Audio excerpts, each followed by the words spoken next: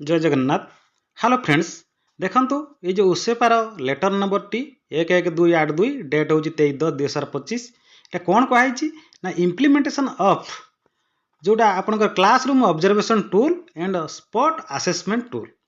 ये किए करेंगे सीआरसी माने ऑब्जर्व करेंगे आपण टीचर माने किपरि क्लासरूम ट्रांजैक्शन करुचंती सही विषय सी